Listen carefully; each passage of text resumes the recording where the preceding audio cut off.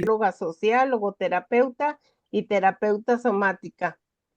Integra la logoterapia y la terapia somática para abordar de manera holística en la búsqueda del sentido y la conexión cuerpo-mente, facilitando una resiliencia auténtica y profunda para enfrentar y resignificar situaciones adversas y crisis existenciales.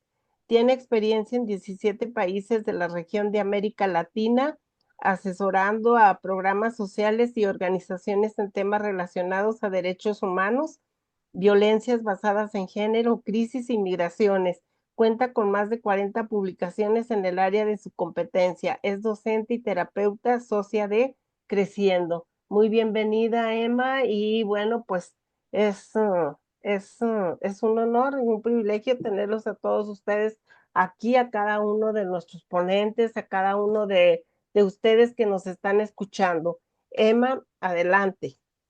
Muchas gracias desde Lima y afortunadamente puedo conectarme porque justo hasta hace unos pocos minutos tenía algunas dificultades para hacerlo.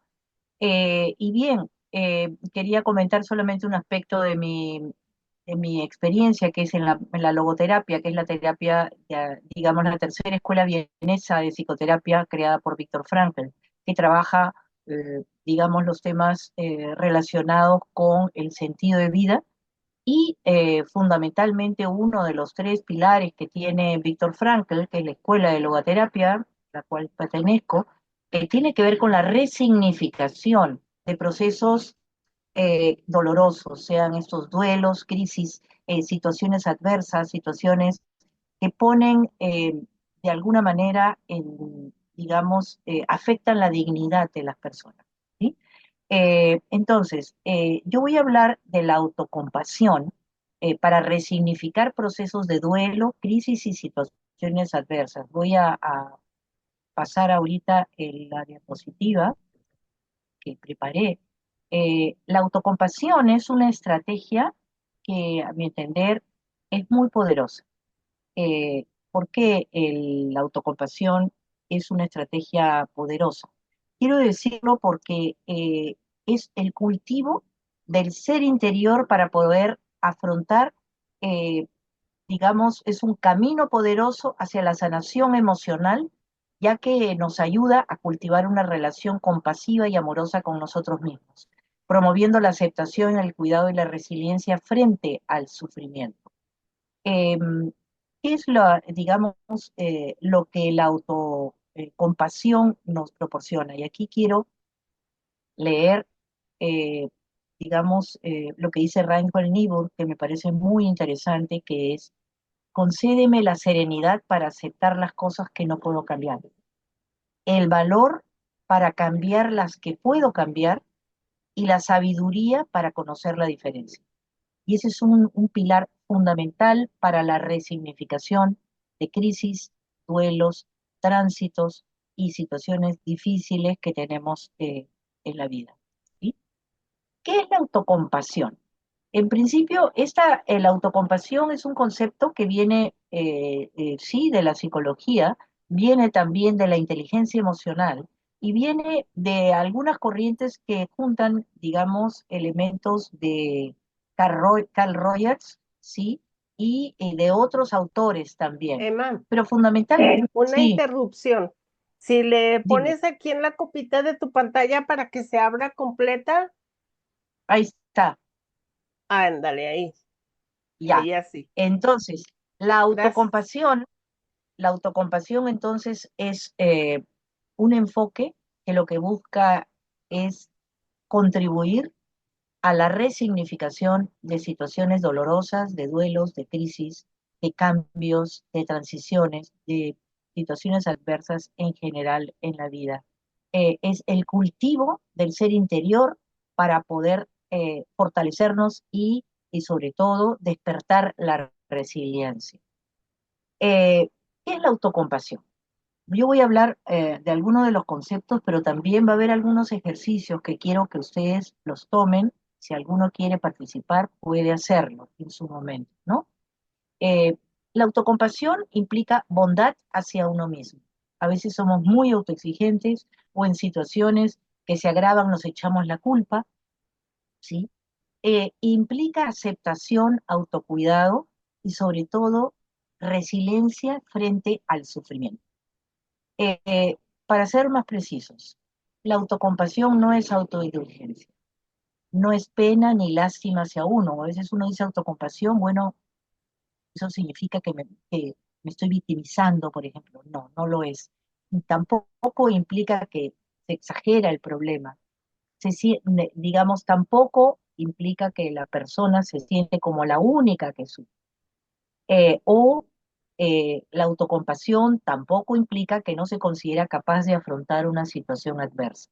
¿Sí? Como vemos, hay una serie de elementos que nos hacen creer que el concepto de autocompasión tiene que ver con lo que acabo de decir y no, no es autoindulgencia. Tiene que ver en principio con la aceptación de la realidad, ¿sí? Porque sabemos que la realidad fluye y se transforma, ¿sí? Nada es para siempre.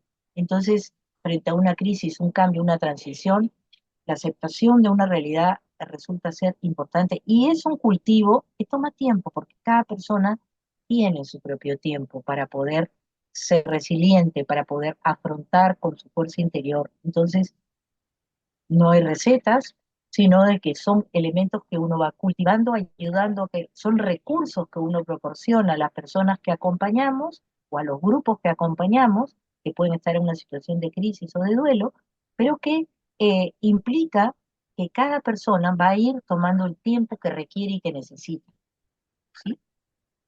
Y como decía el doctor Víctor Frankl, este psiquiatra vienés, que estuvo eh, 3 años en 4 campos de concentración, él conoció muchísimo lo que significó la muerte, el duelo, todo ello. Él señalaba que todo puede serle arrebatado a un hombre, menos la última de las libertades humanas, que es el elegir su actitud en una serie dada de circunstancias, de elegir su propio camino.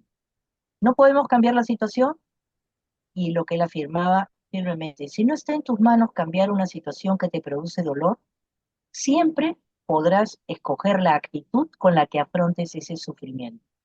Y en ese sentido, toda esta estrategia, este enfoque de la autocompasión, lo que busca es cultivar el ser interior justamente para poder elegir una actitud con la que afrontamos el sufrimiento, ¿sí? Esa es la idea que subyace, que está detrás, digamos, de la propuesta de la autocompasión.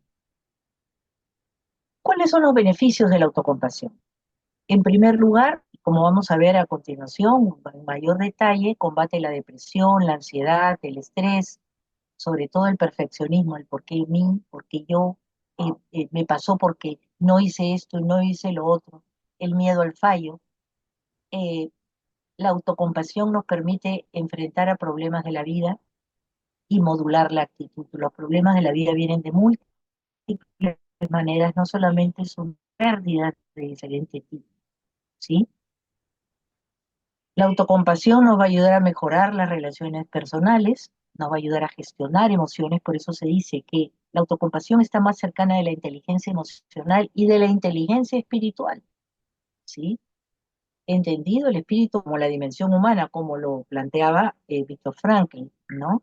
Entonces, gestión de emociones y además también cultivo de nuestra inteligencia espiritual. Y la idea es caminar hacia el sentido de vida como un factor protector frente a estas crisis y frente a estas situaciones. ¿Cuáles son los pilares de la autocompasión para poderlo cultivar? Son 3 pilares, ¿sí? 3 pilares que pueden adaptarse, pueden sumar más elementos, pero son 3 pilares. El primero es la amabilidad hacia uno mismo, ¿sí? El segundo tiene que ver con la humanidad compartida, que eso lo vamos a ver ahora en detalle.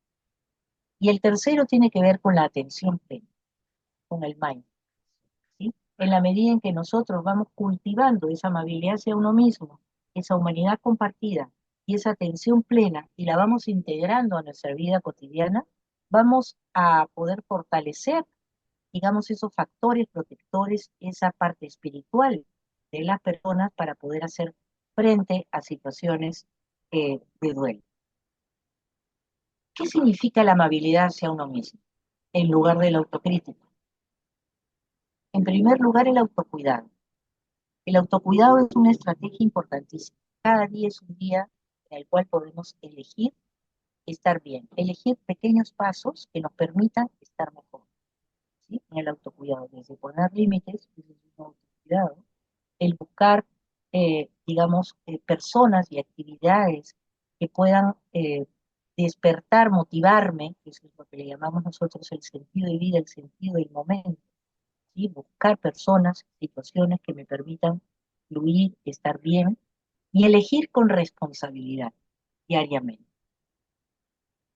Entonces le podemos preguntar a la persona, ¿reconoces tu responsabilidad intransferible de cuidarte a ti mismo? ¿Has aprendido a poner límites y a decir basta cuando los acontecimientos lo requieren? Y fíjense, ¿permites que otros te maltraten? ¿Cómo? ¿En qué circunstancias? ¿A qué le tienes miedo? Sí, la persona va desarrollando una mayor autoconciencia alrededor de lo que le hace bien, del autocuidado, del amor a uno mismo, que no es egoísmo, sino es un factor protector. Y el poder identificar qué situaciones me hacen daño, que las puedo y debo evitar en lo posible, ¿sí? Pero sobre todo actuar con responsabilidad frente a ello, ¿no? Entonces, amabilidad con uno mismo significa autocuidado, que es elegir lo sano y lo que me hace mejor y más persona, crecer como persona cada día, aún en circunstancias difíciles, aún en situaciones de duelo, de pérdidas, uno puede hacer pequeñas elecciones e ir paso a paso. Por ejemplo, ¿qué acto amoroso puedo hacer mañana para tratarme con bondad? Un acto amoroso. ¿Qué puedo hacer para mi autocuidado físico, emocional, social, espiritual? Quiero preguntarle si alguna de ustedes quiere responder brevemente esto. ¿Qué acto amoroso puedo hacer mañana para tratarme con bondad? Conmigo mismo. Una idea. ¿Alguien que quiere expresarse? ¿O responder qué puedo hacer para mi cuidado físico, emocional, social, espiritual? Aquí hay algunas ideas para cuidar de uno, pero uno tiene que elegir lo que es personalmente lo que le vibra más, ¿no? O sea, yo compartiría que acampar, lo que a mí que me gusta, ¿no? Acampar. Sí. Excelente. Muy bien. Claro, es algo que te hace vibrar, que te ayuda, que de alguna manera la naturaleza, que además está comprobado científicamente que la naturaleza nos ayuda justamente a estar presente. Y el estar presente, que es el tercer punto del cual voy a hablar hoy día, tiene mucho que ver para poder superar situaciones adversas, ¿sí? Nos ayuda justamente a elegir bien. Entonces, acampar es una. Miren, que aquí hay varias ideas. Salir a caminar, nadar, Te abrazar estás a alguien, escuchando quedito. eh, leer un libro, aprender una nueva habilidad, algo que, digamos, a uno le guste, apagar el teléfono puede ser otro, ¿no? Entonces, la idea que subyace al tema del autocuidado es que muchas veces la farmacia está dentro de nosotros.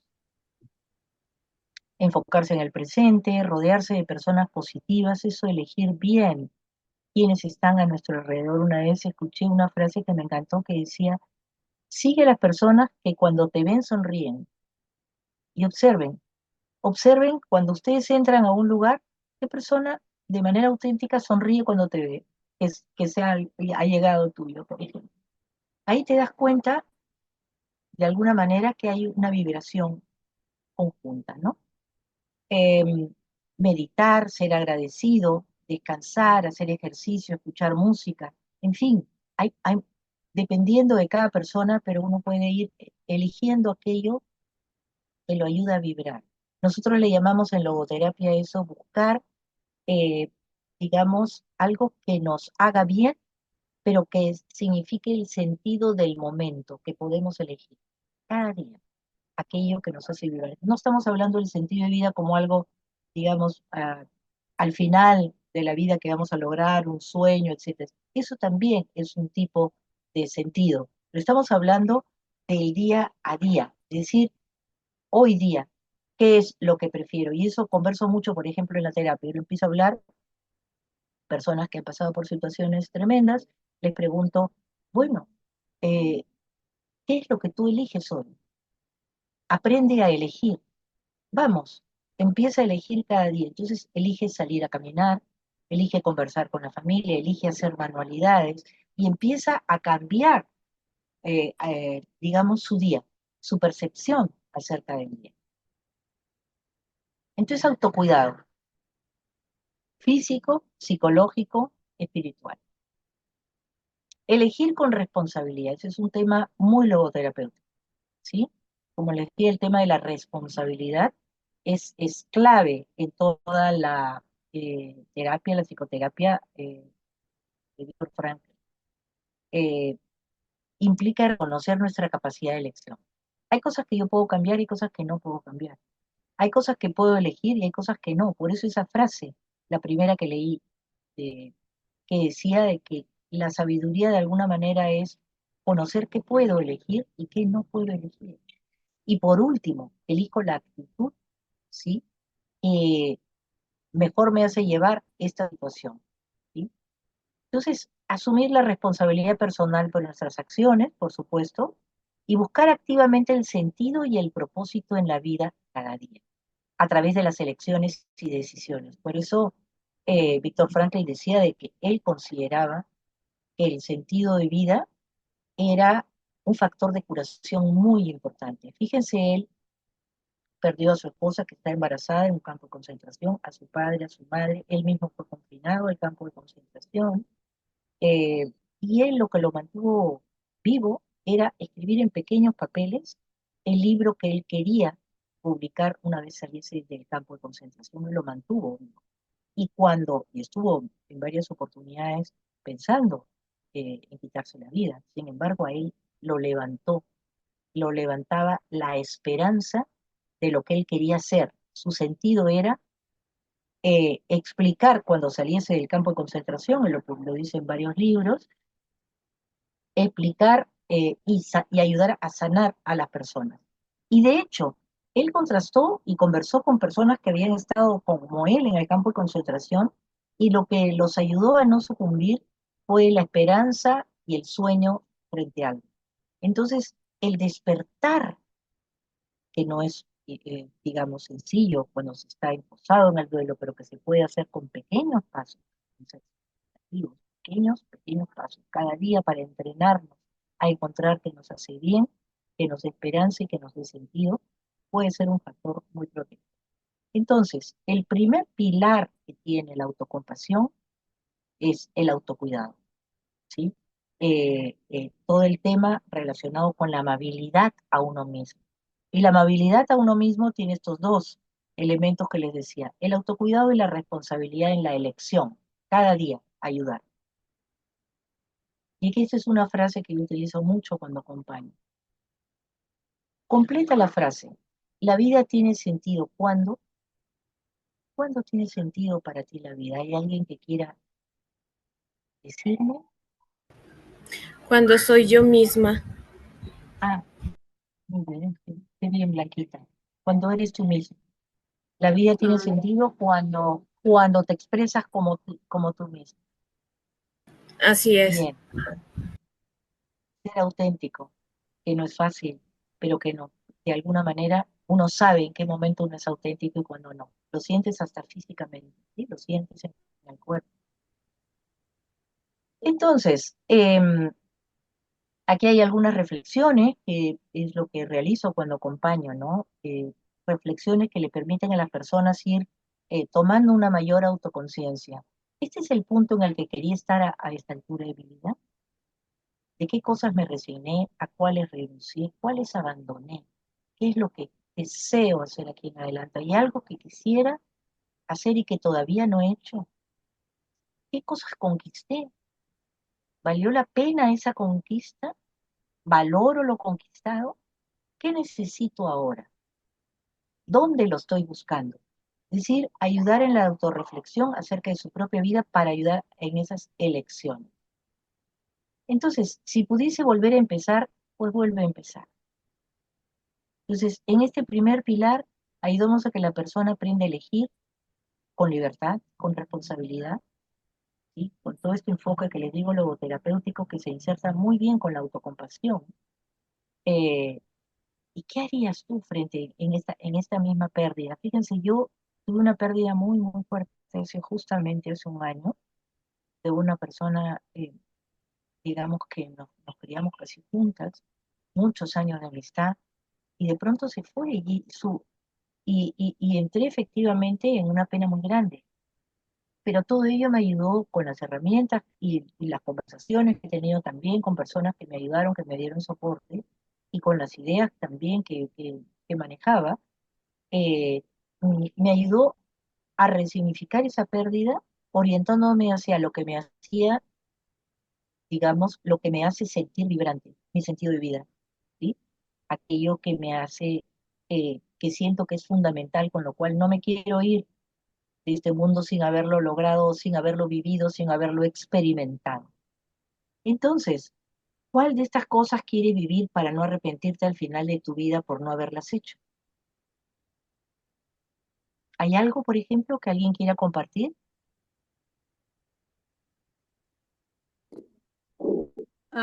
Yo soy Patricia Siquio.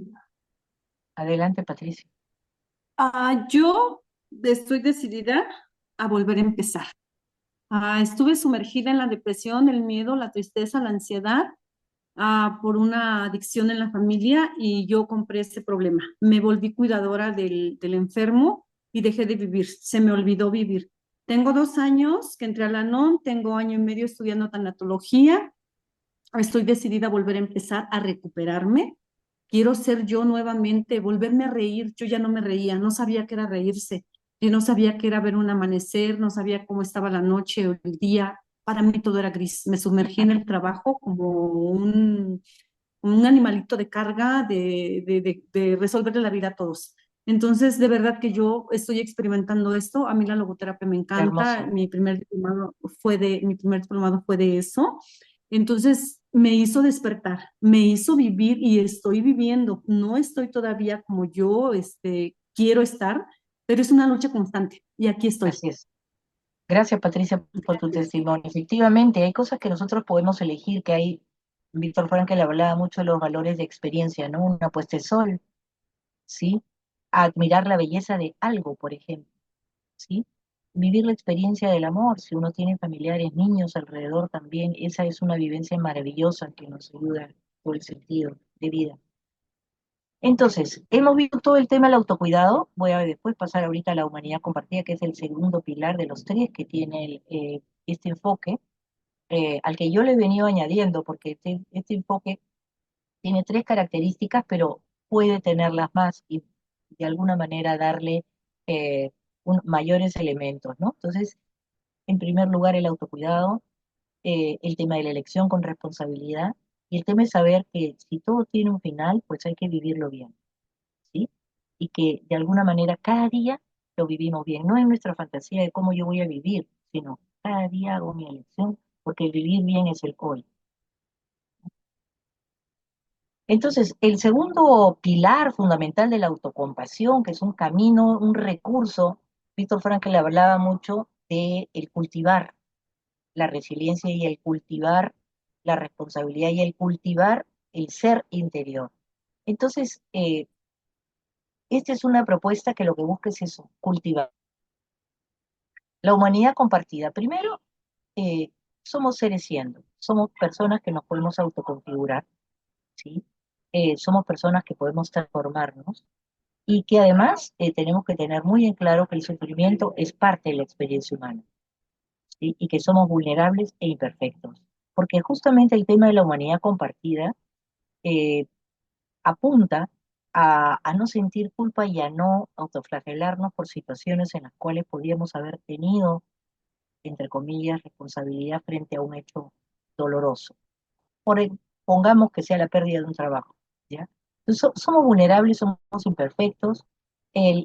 Lo fundamental de la humanidad compartida es sentirnos que formamos parte de esa humanidad y que además es muy sanador en el enfoque de la autocompasión, el encuentro persona a persona, y que es fundamental el dar, el recibir, el participar, y es el compasión hacia otro, muy importante. Entonces, la humanidad compartida, que es el segundo gran pilar, es que todos compartimos experiencias de sufrimiento, errores y desafíos. Y en eso es bien importante el tema de la comunidad. Bueno, Edith no me va a dejar ahí en esto dejar de explicar porque yo doy unos talleres de formación sobre facilitar talleres hacia la resiliencia. Y es bien importante el propiciar que hayan comunidades, espacios colectivos, que podamos como tanatólogos, como logoterapeutas, como personas que acompañan personas, a acompañar en grupos, porque el grupo es muy poderoso. Cuando tú escuchas a otra persona situaciones de cómo las ha ido resolviendo o el sentir de otra persona y uno se va identificando o uno va aprendiendo, resultan ser muy poderosos. Entonces, la humanidad compartida implica también la existencia de espacios colectivos, así como ha contado Patricia el tema de la ¿no? La idea de que todos los seres humanos compartimos experiencias de sufrimiento, errores, desafíos y aprendizaje. Yo no le llamaría errores, pero sí de aprendizaje. Y que nos invita a recordar que estos momentos difíciles son una parte natural de la vida. ¿Sí? Entonces, la humanidad compartida, el sufrimiento no nos hace débiles o inadecuados, en cambio nos conecta con los demás, ya que todos en algún momento hemos enfrentado situaciones de dolor, miedo, vulnerabilidad, pérdida, indefensión. ¿Sí? Entonces, es bien importante el poder sentirnos parte, sea en la familia, sea en grupos comunitarios. Es muy importante esto de la humanidad compartida, es muy sanador. Entonces, amar mi yo con un tú, ser amados, la amistad, ¿sí? El aumentar la empatía, la compasión, son elementos como muy importantes, le llamamos en logoterapia valores de experiencia, ¿no? Entonces, ese es el segundo gran pilar. El primero hemos visto que tiene que ver con la amabilidad con uno mismo. El segundo gran pilar tiene que ver con la humanidad compartida. Y el tercero, que es bien importante, y esto es fundamental en cualquier proceso de crecimiento personal, de trabajo con ansiedad, con estrés, es el trabajar la conciencia plena, en vez de identificarse con pensamientos y emociones, ¿sí? Hay múltiples ejercicios de conciencia plena que nos pueden ayudar significativamente para que las personas puedan, eh, digamos, estar en su presente y poder elegir con responsabilidad. Entonces, la conciencia plena es un estado mental receptivo para experimentar el momento presente. ¿Qué duda cabe de eso? Y hay muchas maneras, ¿no? La idea es cultivar pensamientos positivos. Podemos ayudar a esos pensamientos positivos. Recientemente estaba mirando un trabajo muy interesante que ya lo probé en varios de mis consultantes que tiene que ver con el pasar de los trenes, ¿sí?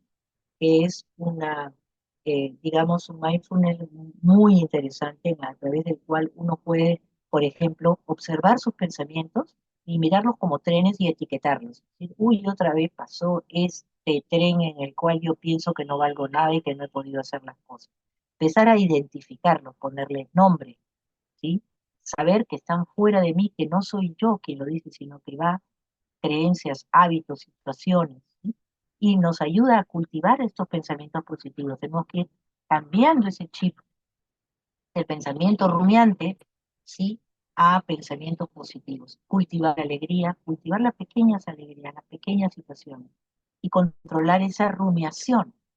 eh, Sin magnificar, por ejemplo, pensamientos ni sobreidentificarse en ellos. Esto es importantísimo. Y el tema de la rumiación, voy a abrir un paréntesis. Yo atiendo varias personas que padecen de fibromialgia. Y una de las características que tienen es el tema de la rumiación y la selectividad en sus pensamientos hacia lo negativo. Entonces, en la medida en que estas personas van siendo conscientes de cómo están sus pensamientos, muchas veces lo escriben diario, ¿sí?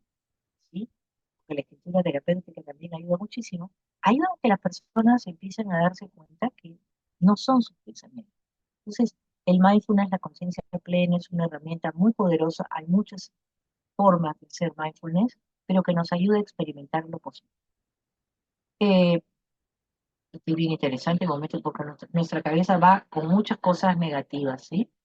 Y vamos a ver también que muchas veces nuestro campo electromagnético va a ir cambiando, ¿no? Está todo enredado si estamos pensando en todo lo negativo, con situaciones en las cuales nos autoexigimos, que cuando no manejo mis emociones de manera consciente, sino que me dejo guiar por ellas como si fueran verdad, cuando no estoy en queja, eh, cuando perdono, eh, en fin, cuando manejo mis emociones. Por eso yo decía que este tema de la autocompasión está muy ligado a la inteligencia emocional, ¿sí? Es un concepto de la inteligencia emocional muy, muy amplio.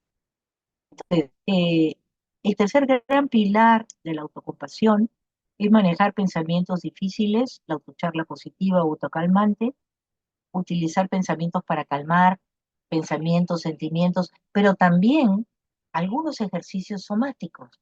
Y ustedes escucharon que soy terapeuta somática, son 4 años de formación, una escuela que viene desde Freud, sí es una escuela de psicología, que lo que ayuda es y que tiene mucho que ver con las neurociencias, está muy ligada a las teorías del apego y a las neurociencias, creo que nos ayudan a calmarnos físicamente y también emocionalmente. Entonces, hay formas, diferentes mecanismos, ejercicios y dinámicas que pueden ser autocalmantes, ¿sí? Y sustituir pensamientos negativos por positivos y situaciones que nos permiten darnos cuenta. Eh, entonces, manejar pensamientos difíciles. Y cuando hablo de la autocompasión, y ahora ustedes dirán, uy, pero acá no me dice nada nuevo, está mezclando varias cosas. Sí, efectivamente, la autocompasión es como una disciplina, y creo que también lo es la tanatología, ¿sí? Es decir, toma de aquellos aspectos positivos son recursos para que las personas puedan cultivar su resiliencia. Entonces, la autocompasión empaca estos tres elementos, ¿sí? El tema de la amabilidad hacia uno mismo, repito, el tema que tiene que ver con el mindfulness, con la atención plena, ¿sí? Y el tercero, que les acabo de precisar, que tiene que ver con la sensación de la humanidad compartida. Entonces, hay una serie de meditaciones, no voy a hacerlas ahora, pero sí que es importante mirar con el lenguaje del amor, con los ojos de la compasión y escuchar con la tolerancia, ¿sí? Y aquí una frase que a mí me gustó muchísimo. ¿Cómo puedo saber, maestro, si tomé la decisión correcta? La paz será tu termómetro. Entonces es importante estos tres pilares: la amabilidad con uno mismo, eh, la humanidad compartida y la atención plena. Ahora, aquí voy a ver, cómo la autocompasión ayuda a resignificar situaciones de crisis, que es el motivo de ahora. Quería primero contarles de qué se trataba. En primer lugar, la autocompasión es una herramienta poderosa para resignificar, es de tomar una postura distinta, una interpretación distinta frente a lo que me sucede en duelos, transiciones, situaciones dolorosas. Me permite reinterpretar el dolor desde una perspectiva más amable y comprensiva. Bien importante eso. Ver las crisis como oportunidades de crecimiento, no el por qué a mí, sino el para qué me sucedió, de qué manera tengo que ir creciendo. Aceptar la vulnerabilidad como parte de la experiencia humana, importantísimo. Reducir la ansiedad y el miedo, estar centrados por eso en el presente. Y fomentar un sentido de autovalía y de esperanza, que es tan importante en estos procesos. Entonces, la autocompasión es una vía para reconectar con nosotros mismos, buscar esos recursos internos en medio de la adversidad, o sea, ¿sí? Vamos a ir calmando en medio de esa adversidad, de esa crisis, ayudándonos a reinterpretar los procesos de dolor desde un enfoque que nos nutra, que nos fortalezca para enfrentar el presente con mayor paz y con mayor propósito. Dicho esto, voy a dejar de compartir. Quiero solamente dar algunas palabras finales. Yo les decía entonces que la autocompasión nos ayuda a esta sanación emocional, a cultivar una relación compasiva y amorosa con nosotros mismos, ¿sí? Para promover la aceptación primero, el cuidado y la resiliencia frente al sufrimiento. Y les decía además, como cierre, que es un concepto relacionado con la inteligencia emocional, y que busca el bienestar de la persona. No implica un sentimiento de debilidad, pena o lástima hacia uno mismo, tampoco tiene que ver con el victimismo. Les decía que la investigadora Christine Neff es la persona que más ha profundizado en el estudio de la autocompasión, pero que tiene que ver con, digamos, se entronca con otras nociones, como el de la consideración positiva e incondicional de Carl Rogers, o el enfoque humanista de la aceptación incondicional de Albert Ellis. También tiene que ver muchísimo con la logoterapia. Entonces, la automabilidad, la humanidad compartida, la atención plena son elementos muy importantes que nos van a ayudar en todo este proceso que no es recto, sino que está lleno de sub y bajas. Muchas veces retrocedemos y que nos ayudan a lidiar con el dolor, la ansiedad, el estrés de una manera más efectiva. No es la panacea, pero es un camino. Es un camino que podemos ofrecer. Es una manera de relacionarnos con nosotros mismos, ayudar a que las personas se relacionen con uno mismo de una manera más amable, comprensiva, compasiva en estos momentos de dificultad. Nos ayuda a conectarnos con nosotros y con los otros y nos ayuda a cultivar esa alegría interior de manera que nos permita afrontar esta realidad, ¿no? Además de, por supuesto, la paciencia y la calma, ¿no? Entonces, como les digo, no es panacea, pero sí es un camino humanizador que nos va a ayudar al autoconocimiento, a la aceptación de la realidad, al entendimiento del mundo y sobre todo al crecimiento personal y espiritual, que es lo que buscamos también cuando salimos de las adversidades. Dicho esto, entonces estoy atenta a sus preguntas, comentarios. Muchas gracias. ¿Alguna pregunta, alguna duda que tengan? Levanten por favor su manita. Pueden preguntar lo que sea, ¿eh? No es por presumir, pero es mi teacher y mi amiga. Ay, qué linda.